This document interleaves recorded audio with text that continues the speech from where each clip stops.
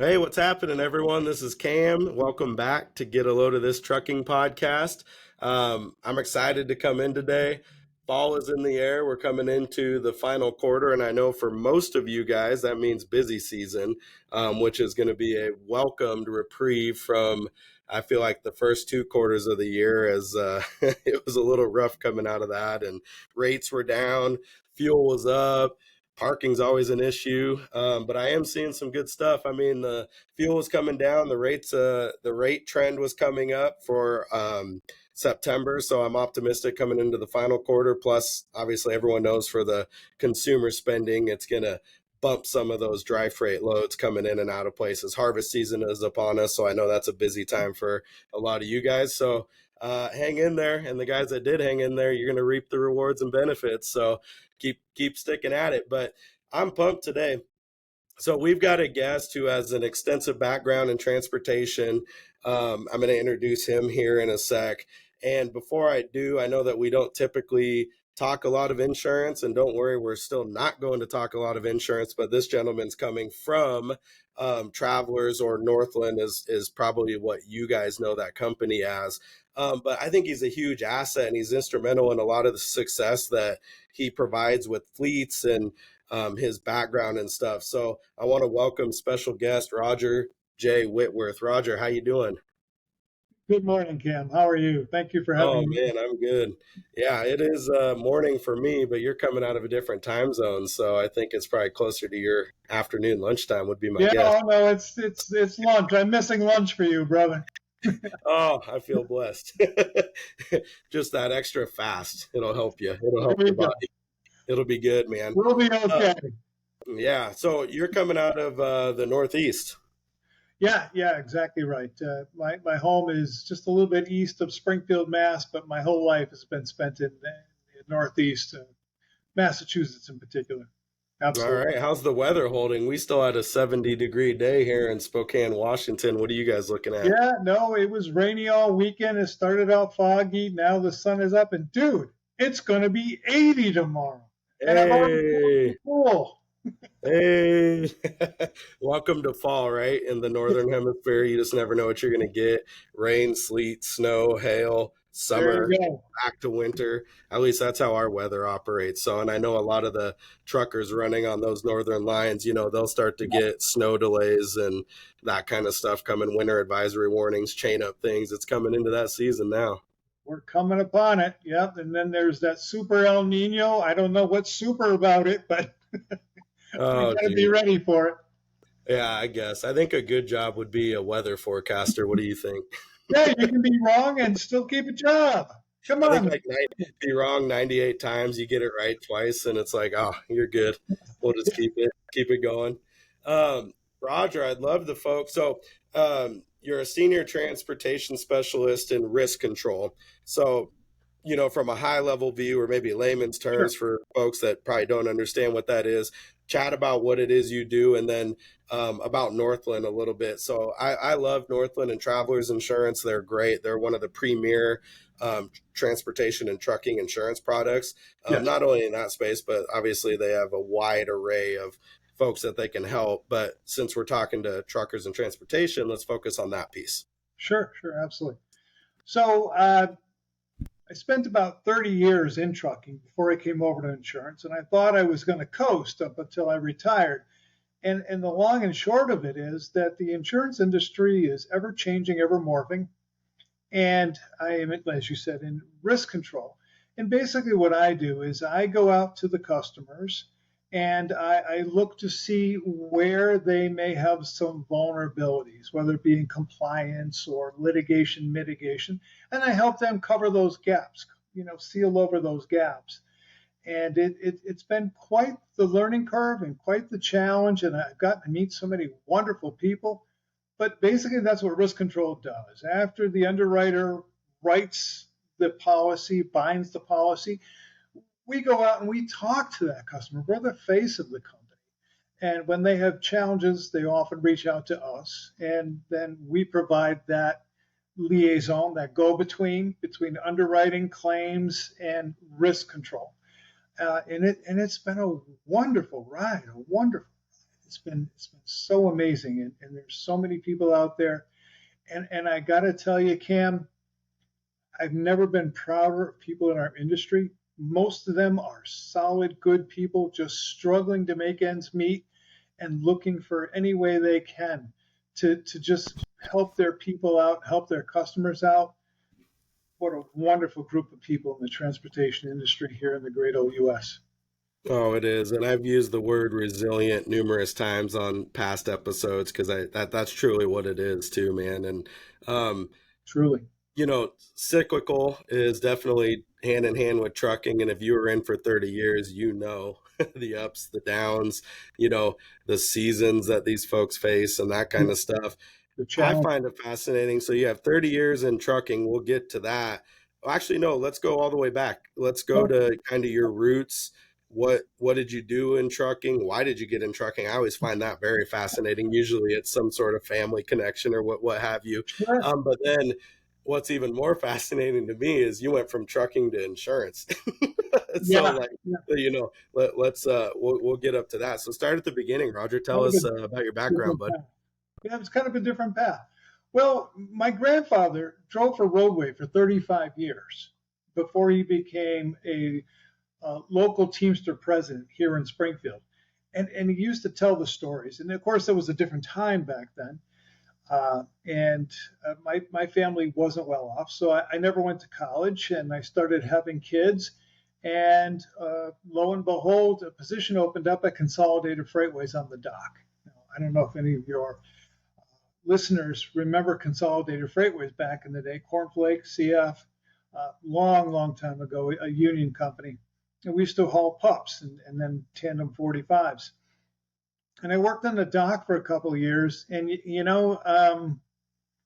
tough gig on the overnights in the bitter cold and the high heat and humidity. So I thought about driving truck. Long story short, I went, got my license, worked in the yard for a couple of years, then started driving for the company. And I was with Consolidated Freight. It was almost 20 years. They went bankrupt. And then I decided to pivot a little bit because my kids were getting older and I needed to be home more. So I went into the safety and management side of this, just so I could be home more with the kids. Because when you're gone 5, 6 nights a week, and the guys out there that do this know how difficult it is on the family. It's a lifestyle when you're gone all week long or even weeks at a time. It is very tough on the spouse as well, the family as a whole.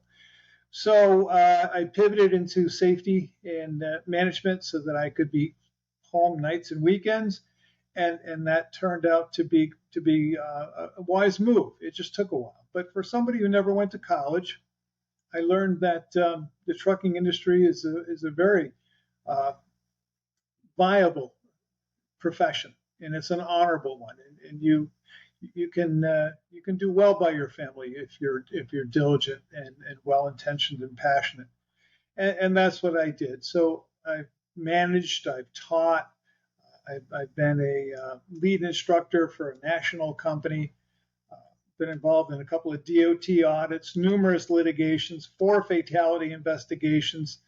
Uh, it's been, again, like I said, a wild ride, but a very satisfying one. Yeah, that's a man, what a background there. I think too, and I love that you meant, well, two things there that you mentioned is the strain that it puts on the family Yeah, yeah, or can put on the family. It's providing at the same time, but right. from a relationship standpoint, it's an all-in deal. It's a Yeah, whole family buy-in. The spouse supports, the kid understands, or the kids understand.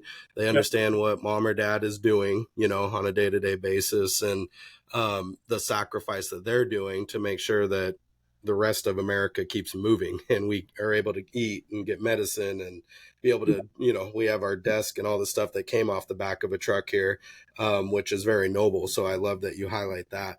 But what's really cool, and you highlighted this, which we didn't really intend or plan on going here, is you don't need a college degree or education to get into trucking or the transportation industry as far as the trade goes. You need to get a CDL if that's the route you're going to go. And yes, there is some stuff there, but I love that you came off that. My background's similar, not a lot of money growing up. In fact, single mom and really didn't have any money and not great Oh, examples I didn't other know that. than family members that were trucking and transportation and grew up around a truck and construction trade. I did construction and stuff early on. Um, I obviously pivoted and went a different route. I went insurance, but um, yeah, what a cool thing. And I think the more exposure the younger generation gets to that with, I know there's some organizations like Next Generation in Trucking, Dave Dine and those guys are doing some really neat things to introduce it into the high school level to raise awareness around the trucking and transportation industry and that kind of stuff. But gosh, what a great way for folks to make a living and provide for their family. And maybe they don't know what they want to do, because who does at 18, 19, and 20 years old? But you can go into a trade and have so much room for growth. You started on a dock as Yeah. a labor hand, right? And then decided I'm going to drive. Then you went into, safety and risk control, which then opened your eyes to obviously a vast array of things, which I'm guessing that's what led you to Travelers. Yeah, yeah, the background helps. A lot of my peers are more from the law enforcement side. Fewer of them are from the managerial and actually driving truck side. So I have a unique perspective. I'm married to a litigator. Like I told you before, I've dealt with numerous litigations and fatality investigations. So my perspective comes from how best to protect my insureds rather than, do you have this in the file? Do you have this, the compliance Yeah, side? the I, checklist stuff. Yeah, yeah, I'm not so worried about the compliance side so much as the documentation side, the expected best practices. But if you don't mind, I would love to circle back just for a moment with family, because there's a little story behind that. The old homestead was right along the Mass Pike. So my kids would have a Christmas candle with a red light in the window. And when I was going back and forth along the Mass Pike, I would look for the house and see the red candle. So I would know that my kids were thinking of me. And then beepers and pagers came along, and at night they would send me a page, and the wife was 11111, the oldest was 22222. So they would say goodnight to me. And then we morphed into the cell phones that were the briefcase cell phones. I don't know if you recall those, Cam. yeah, And it was $1 a minute, so I could actually call the kids at night and say goodnight to them. So we did everything we could to make sure that the kids were involved in what Daddy did. But when you mentioned the family and how difficult it is, that was that was our way of staying connected with the family while I was out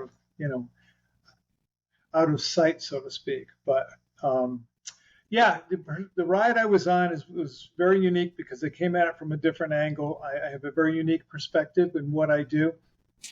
And for the most part, I get a lot of positive feedback from that, because when I go in to talk to my insureds, my customers, we start talking safety, especially if you're talking to a CFO, a CEO of some of the bigger companies on the traveler side, as opposed to the Northland side being straight trucking, their eyes glaze over. And oh, safety, here we go. How much is this going to cost me? And that's typically the response I get. But when we talk about setting it up so that they can help the defense team defend either themselves or their drivers should there be any litigation or criminal charges, I definitely get their attention from my perspective. And then if I do driver safety training, because I still hold a CDL with my hazmat endorsement, I still get that street cred with the drivers as well. So it is a unique perspective that served me well. Sometimes I'm a little bit too much of a truck driver, Cam. I tend to call BS as I see it, and I'm not very ambassadorial. I can be a little blunt. Uh, but for the most part, especially on the Northland side, trucking companies, guys that have 10, 12, 15, 20 trucks, they appreciate that, because that's what they're dealing with every single day. Shippers, receivers, truck drivers, law enforcement, attorneys, uh, whatever they're dealing with, straight shooters. That goes a long way with what we do. You know. Oh, I think it's welcomed, to be honest with you, and I've found that through the years as well. I'm not, I don't sugarcoat it. Hmm. There's obviously in our profession you're dealing with good and bad news, and there's no way to sugarcoat it. Yeah, You gotta give them or break the bad news to them, or you got to give them the hard news of, hey, it's your company, run how you will, but here's what I see, and here's what you're doing and trending exactly. towards, and here's the potential maybe pitfalls and issues that you're going to face. And you're telling me this is what you want to do, but you're showing me this is what you're doing. Yeah, And, I'm going to call them out. I'm obviously a problem solver and try to help folks as best I can, but sometimes you got to kind of shut them down to help them too, right? Like on certain risky behaviors or yeah. things like that. But it's, Well, sometimes what they tell you doesn't match the data you're seeing, either oh from yeah. data or the CSA DOT website Oh score. yeah. And you sit there and go, okay, that sounds great, but Yeah. this is what we're seeing, and these are public access documents, and opposing counsel's going to see this as well. Yeah, So, and I think from the stance of you and for the listeners too, you guys have to understand. I know folks get nervous when and they equate it to an audit. Oh shoot, someone's coming out to audit me. They get nervous. Everyone gets nervous when you look under the hood, as you should, right? Your engine's dirty. Like who cleans their engine regular? I mean, so rightfully so. But what you have to understand is the folks that you align with and partner with and choose to hire are there to help you and be an asset. Hopefully, they should be if they're not, but hopefully they're an asset and a resource for you to become better, to be part of your team, to be invested in the livelihood of your company and the folks that you represent and the drivers and all that kind of stuff. I mean, I know when I take that stance, and I love that you said that, hey, I call them out on their bullshit. it's like, I it's don't like, think I use that word exactly, but yeah, yeah. Well, for me, I do, or I would. But anyways, BS, and it's like you're right. They do need that because they're also used to talking and know what people want to hear in certain circumstances. oh And yeah, it's like, hey, let's be real. Like I hear what you're saying, and you know what? You probably have all the best intentions of getting whatever done or accomplished. It's not happening though. Why? Like, let us help you fix this, add a couple tweaks, or you need to hold some people accountable in whatever department or area you need to. A lot of times too, especially um, if you're working in that range of the maybe the 10 to 15 to 20 units, the yeah, owner still does a lot. They're still wearing a lot of hats, unfortunately, right? Because totally of runs over. resources, Yeah, time, and that kind of stuff. So sometimes it's opening their eyes to maybe resources, tools, efficiency flow, or like just like, hey, you need to get out of this position, hire somebody, get help, and allow you to focus over here, right? So yeah, walk us through, Roger, maybe a little bit about what your on-site would entail. So when you're going into these companies, and I love that you have a background in litigate, not being the litigator, but just in litigation, defense attorney type things. Obviously, you've had some fatalities you mentioned, which is horrible, but that's the reality that we can face when driving a semi truck and dealing with the public. That happens. yeah. Um, you know, just share kind of where you start. What does that process look like? Where do you go with it? And Sure. maybe even like if you have a story that stands out about a company that that stands out in your mind. You don't have to obviously mention the company, but maybe just a story that stands out from this. Yeah, yeah. Well, Cam, it's quite the wake up call when there's a catastrophic crash. Your driver's involved in a catastrophic crash, and the state troopers come in the next day with a subpoena. And they want all the documents for the truck and all the documents for the driver, correspondence with your insurance companies, yada yada. And then you're deposed, or even, heaven forbid, you're on the witness stand and you're under oath. And everything you've done, every decision you've made to that point is now being questioned. Can you defend that decision? And this is how I approach these subjects. Can you defend the decision to hire that driver? Can you defend the decision to put that driver in a truck? Entrust them to operate based on your expectations. Can you validate reasonable care and due diligence was applied throughout the course of the tenure of employment of that driver? Because We're talking civil, but we're also talking criminal. And we could be talking about charges against the company or even against the individual driver. I have had a couple of drivers sued for decisions made on the road.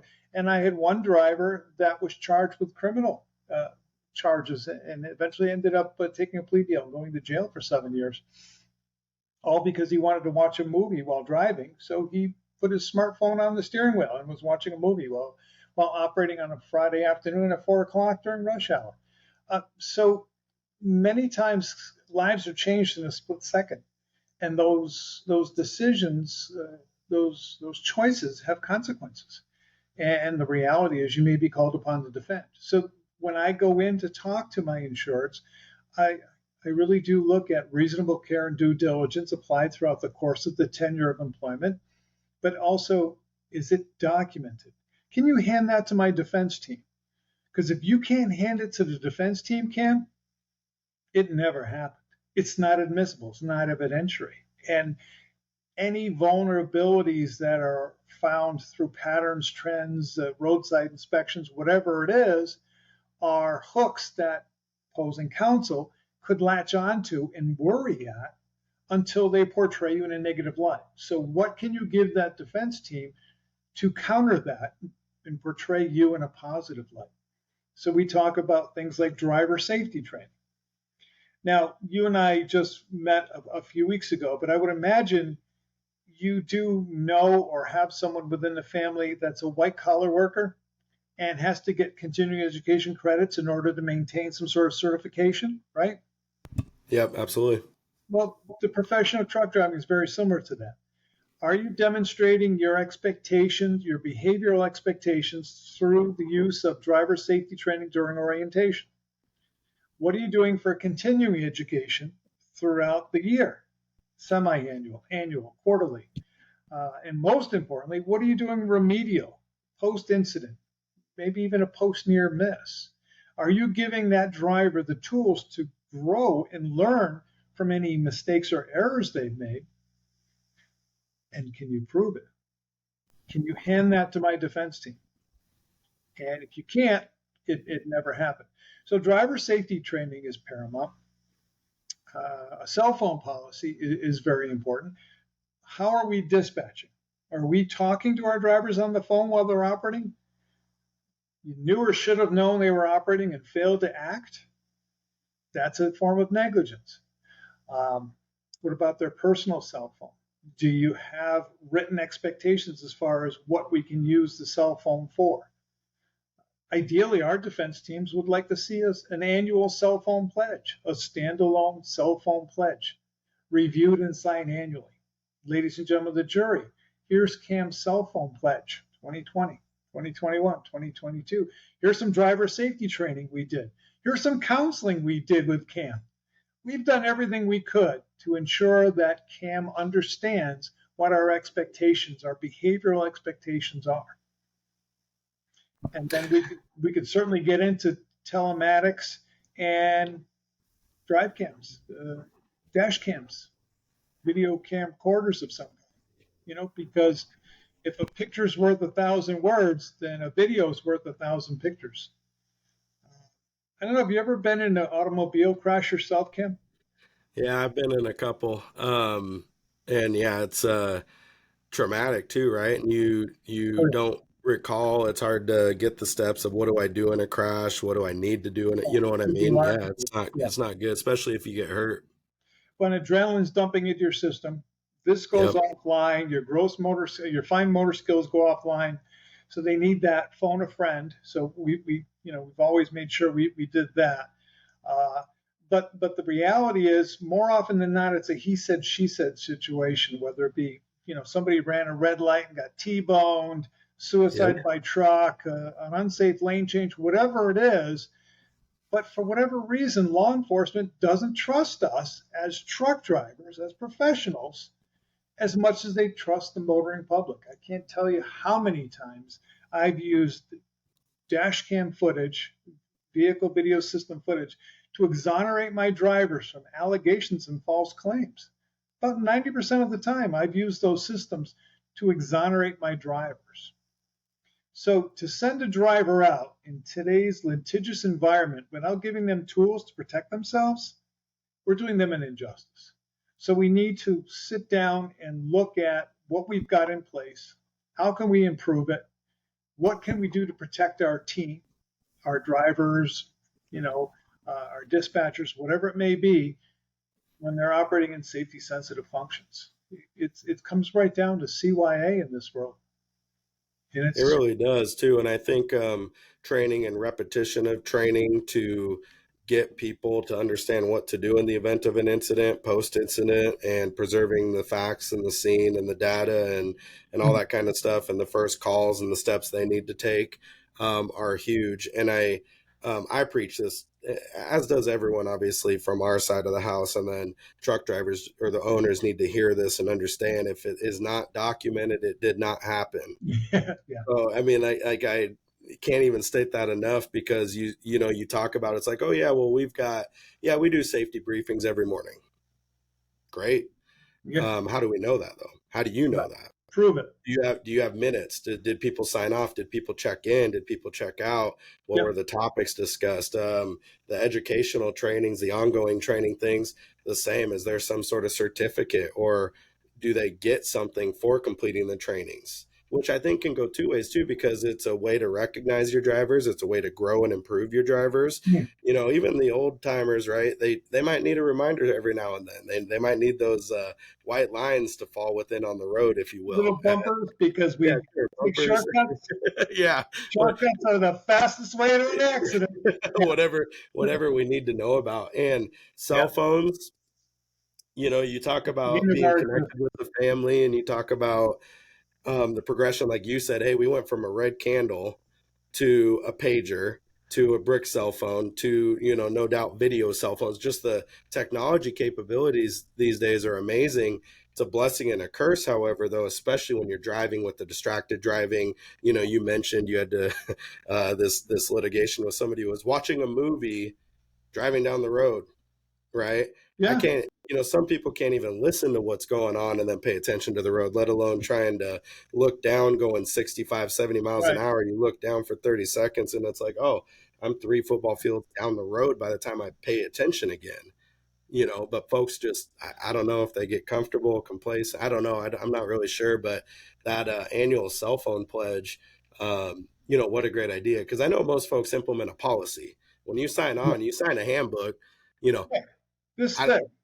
yeah, I was just going to say, how many drivers read the handbook? Sure, they thumb through it as you're sitting there overwhelmed because it's brand new and it's this Signed and off on it. yeah, oh, sign it, great, done. Yeah, Um, but the annual reinforcement of that stuff, man, is so key. So I love that. The safety training, the counseling, post accident, mitigation, root cause analysis. Like, you got to sign all this stuff off. And what happened as a result? Was it preventable or unpreventable? If it was a preventable accident, there better be some trainings that go along with this, whether it was conditions, road construction, who knows? There's so many accidents that you see and I see, but yeah, I think that's where folks get lost, especially these, 8 to 10 to 15 truck companies. Is they're trying to grow. They have a dream. Their entrepreneurial spirit wants them to help more lives and impact more folks, but they might not necessarily have that structure or that background to say, hey, I can put together a good training program, hire the right people to help me implement these trainings and stay on top of it and hold everybody accountable, including yourself. That's the hardest person to hold accountable, right? As yeah. any business owner, or whoever has taken this step to owning a business. But we have Man, the access to that's all resources good. we can share. It is. And if you've got a telematics system or a video event recorder system, a lot of times that back office also has resources. You're paying for it, but you're not utilizing it. So you can get some reasonably priced resources or even free resources. There are also plenty of companies online that will give you great assistance for a premium price, but something is better than nothing, even if they're interim stopgap measures. But yeah, any remedial measures that you've taken go a long way. You're absolutely Well, right. and I'm guessing, I mean, this is my opinion. It's not hard to get above FMCSA's Minimum. baseline for best practice, Yeah. right? It's really not. Like you can be better than most with just a little bit of effort. Right. Yeah. And that Exactly. goes a long way in court. It really does. That's what like these folks think of insurance, as a commodity now, right? Hey, I have to have it. I'm required to have it.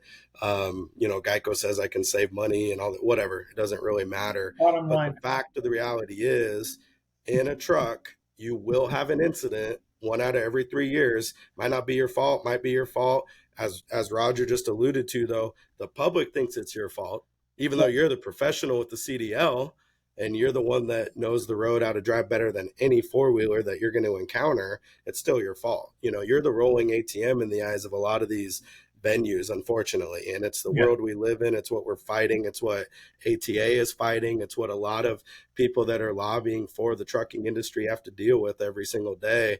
But it starts with yourself too, right? You've got to make yourself defendable. You have to help yourself. Yeah. And that's So sometimes hard to communicate because we want to believe the best in people, but the reality is when we deal with the motoring public, and I know this is going to come as a shock to you, Cam, but people lie. People are weird. honest. No, I know, right? no. Yes. So, so we have to be able to, as we talked about before, defend ourselves, our decisions, and our drivers. So we don't want to do them a disservice. But the reality is, with the technology you were mentioning, we also need to be managing and monitoring our drivers' behaviors as well. Hmm. So that means either the telematics systems, actively engaging with those, or even the vehicle video systems, and then using those as remedial measures to help improve our driver behaviors to meet our written and documented expectations. And if we're not doing that, if we're not measuring, we're not monitoring, then we're not controlling.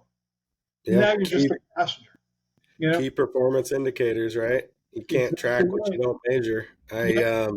I'm a huge advocate of that. What's cool though is, and I've got some companies that do a couple things that I don't want to say unique, but like I feel like it's behavior based Mm-hmm. bonus programs, if you will. If you have a camera and Yep. you're managing incidents or the hard brakes or things that come up, and a driver does something positive in that moment, and they show like a high level of experience and expertise on how to avoid whatever could have potentially happened, they Yep. get a bonus for that.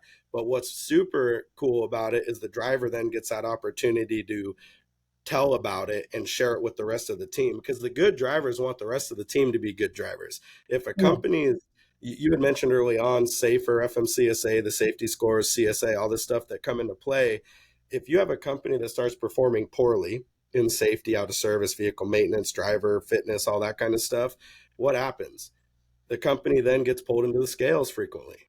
Right. What does that do? Well, puts you out of service more frequently. You have to deal with DOT more frequently. You don't get to get on your way more frequently. Like it just snowball and cascading effect that Right. all the drivers, the whole company starts to feel now. So your good drivers can get frustrated with that. It's like, why? I haven't been in out of service. I do my pre-trips. I do everything I can. I'm a good driver. I pay attention. I do all my trainings. I take this seriously. I'm a professional. And then you get a couple bad drivers that say they're doing good, but in reality, it's starting to cascade and Yeah. cause an effect of negative outcomes.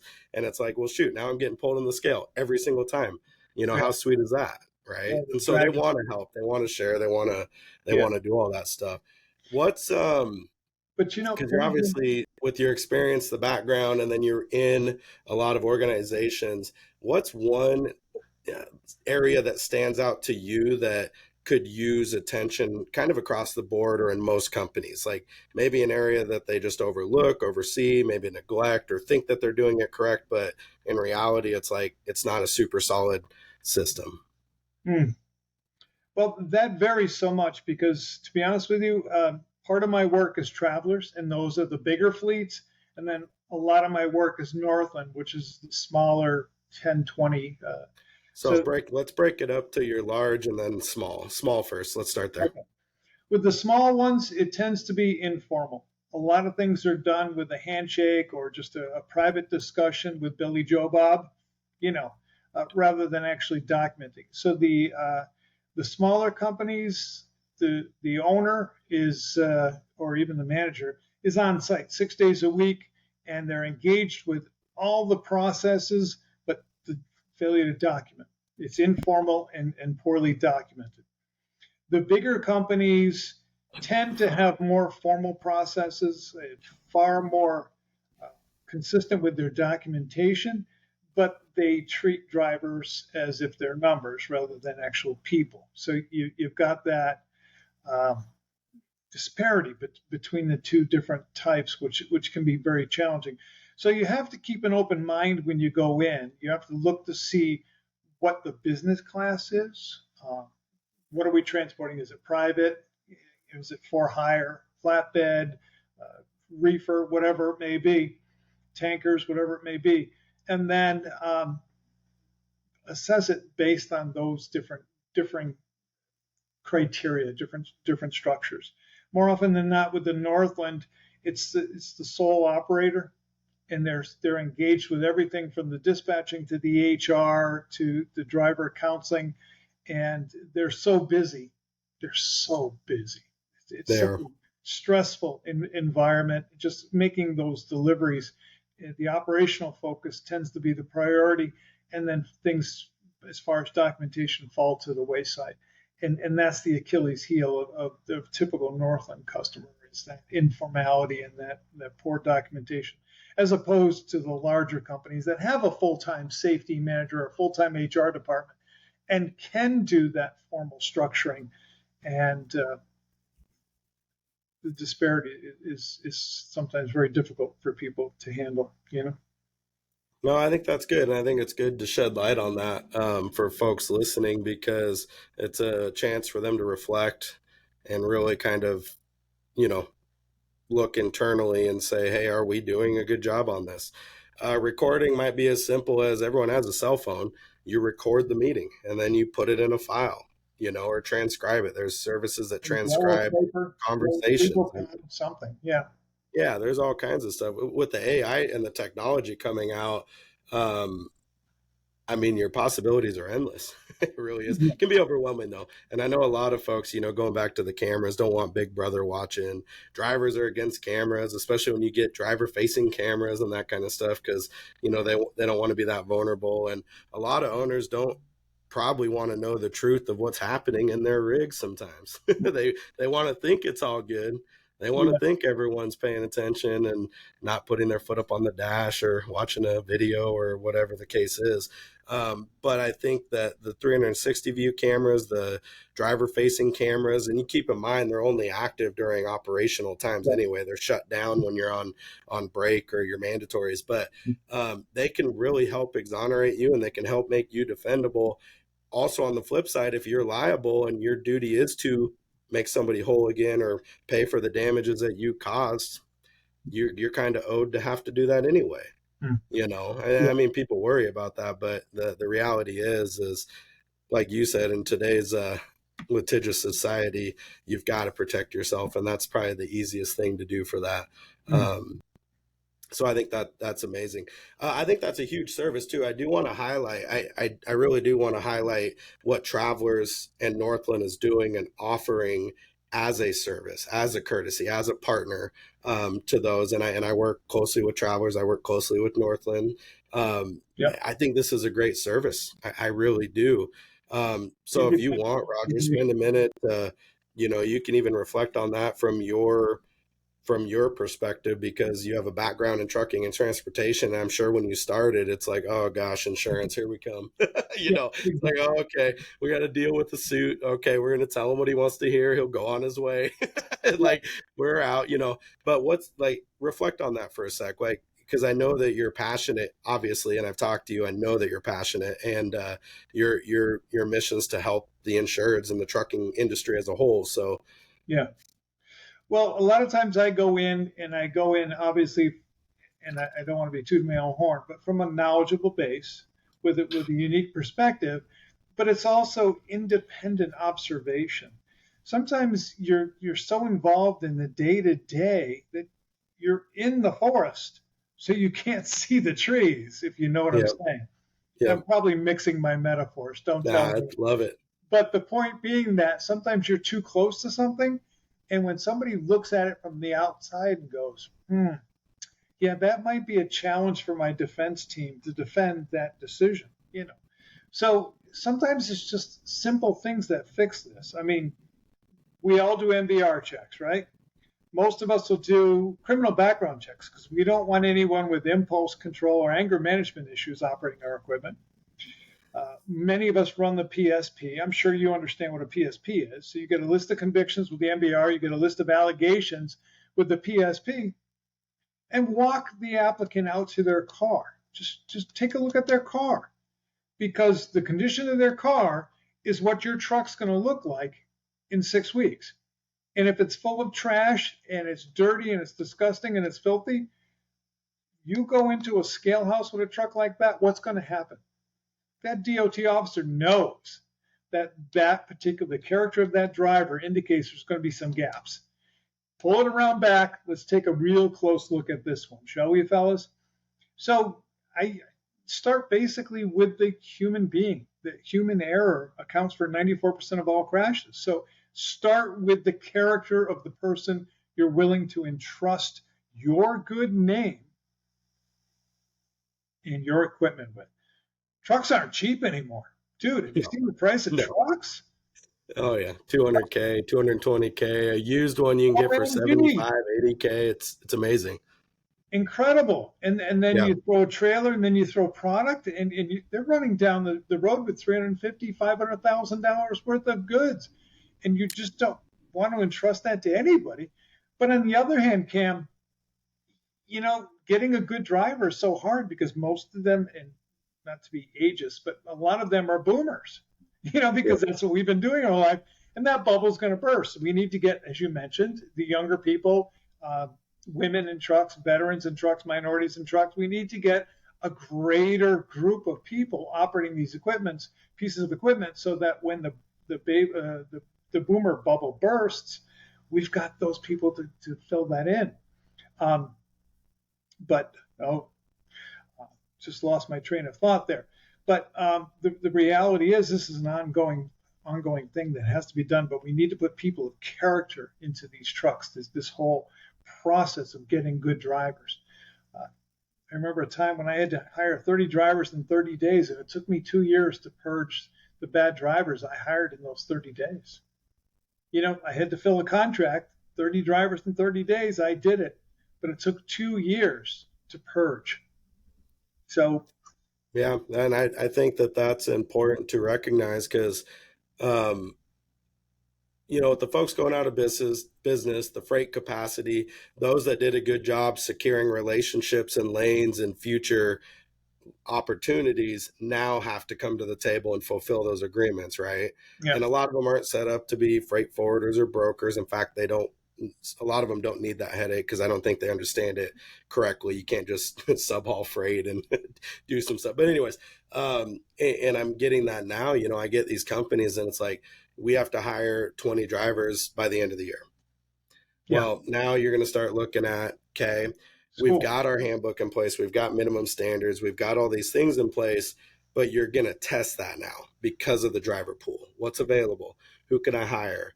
Who do my drivers know, but they might not quite have the experience potentially, or they might have something that is just outside of guidelines, but maybe coming off, right? So when you start making exceptions on things, It's guess what you have to do?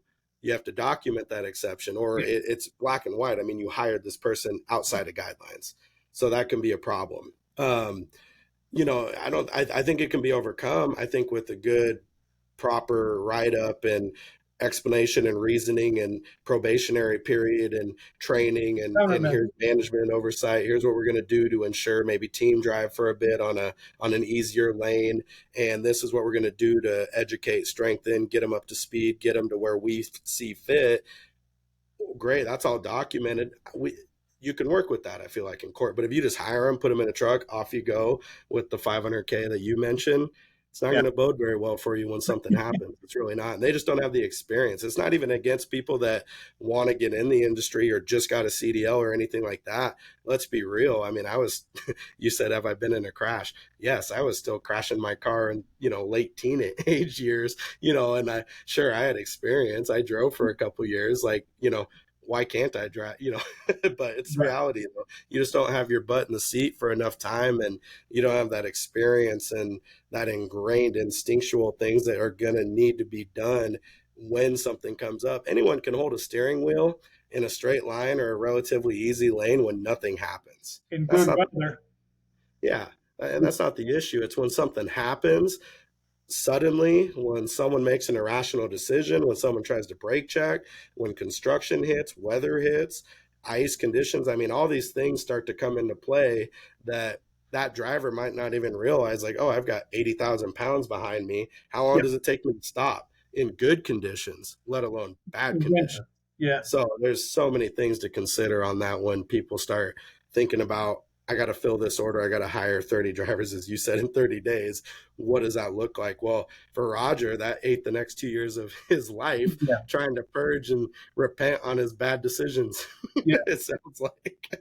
Well, and there's instinct because people tend to drive them like they're cars, but they're not cars.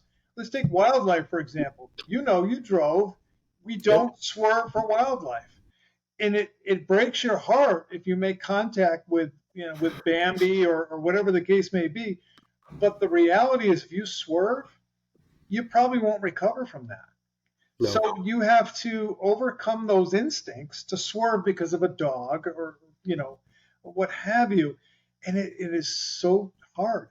And then, like you said, weather, winter driving with a truck is completely different than winter driving with a sedan. Night and day, completely different. The Yep. articulation just adds to that mess, and it's just there's such a learning curve. And you're not going to get it by going to college, and you're not going to get it by going to truck driving school.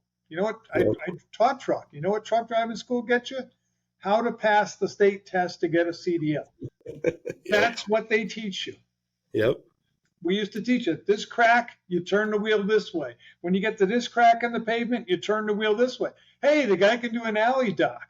Yeah, in my yard, but not blindside alley dock, in Bumchuck. No, it's a completely different beast. So, Yeah. hydroplaning. Hydroplaning's a problem for trucks as compared to sedans, Yep. especially when you're empty. You know the Yep. drill. You Yep. don't. You had flatbed. Weren't you flatbed? No, I don't have any experience on that, Oh, okay. so my family did. I mean, just Oh, from okay. being with them, but yep. Oh, yeah. Well, when you're empty, the trailer tires have no traction. Yep. And when you're empty, even the drives don't have the weight over them, so you've got a lot less traction. It's a completely different beast. So we've got companies. We do a lot of dairy farms. Dairy haulers that go from farm to farm. They start out empty and they go to a farm and they pick up 1,200 gallons, 800 gallons, 1,500 gallons. The weight Yep. changes, and because this is food tanker, it's smooth bore, right? Stainless, because Yep. there's no baffles in these. So now you got that slosh factor of 800 gallons or what have you. Then you go on to the next farm and you've got roll off road and you're changing. The handling characteristics change all throughout the day. And then you take it to the processing plant, you offload it, and now you're coming back empty again. Yep. And the funny thing about cows, they need to be milked every single day. Christmas Day, snow days, your birthday, you still got to milk the cows. So we still got to go pick up that milk. So it's those kinds of things that people take for granted when they go to the grocery store and get a gallon of milk. But the reality is somebody puts their life on the line every day to bring that milk to you. They do every day. Your food, your Christmas presents, your Starbucks. I mean, I don't know, whatever you deal with every single day. Sloshing's a unique and interesting phenomenon for, like, you get a rear end incident, and not only do you get one, you get 1, 2, 3, 4, 5. I mean, next thing you know, you can hit someone like 5, 6 times on the same incident. It's like, because of the tank. I mean, but Yeah. that's the stuff, and I think you get self-preservation involved too when a young driver. So if you have to make a hard decision, you glaze your brakes or something coming down a pass, or who knows what could happen, you know, what's your course of action? You got options to take the ramps. Maybe there are no ramps. Okay, what's my next decision? Or there's a line of cars at the bottom, right? And unfortunately, we see this in the news and you hear about the tragic incidents that happen. But Yeah. a lot of times that driver, I mean, you could say the right or wrong decision. I would probably say the wrong decision, chooses to hit the line of cars, not take themselves out of somewhere else. And that's a hard decision to make, especially as a young person too, right? And it's not even maybe a fair decision, but it's the line of work that you're getting into. Those are things that you have to consider and think about. That a trucker that, like you said, is willing to take pledges for cell phones and do all this and like commit to the profession as noble, and it's noble. What that responsibility looks like. You're putting your life on the line. And during COVID, I think it did an okay job on shedding some, praise to the truckers. Sure, but they need that not just during a catastrophic event or something like COVID when people need toilet paper. I mean, Yeah. it's just like, oh, geez. But what people fail to understand is the medicine, for diabetes medicine and heart and all these things that go along with doctors and operations. They all come on a truck and they have to show up Yep. every single day, every single month, every single week, every single year. Otherwise, people won't make it. I mean, it's the reality. So, no, I love that. And that's why we started this podcast, was hopefully to raise awareness, be a resource, provide education, give back to the trucking community in any way we can. And that might be someone listening to this might just say, you know what, a cell phone pledge is a great idea. That's a great idea. I'm going to start doing that. And hopefully they do. Documentation, huge idea. Yeah.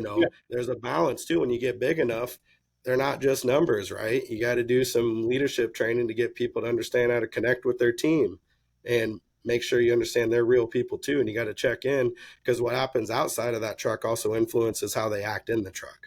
I think people forget that every now and then, right? Like Yeah. someone might have a lot of stress at home. Who knows what's going on? You don't know what battles people are fighting on a daily basis, but just a little check in might go a very long way.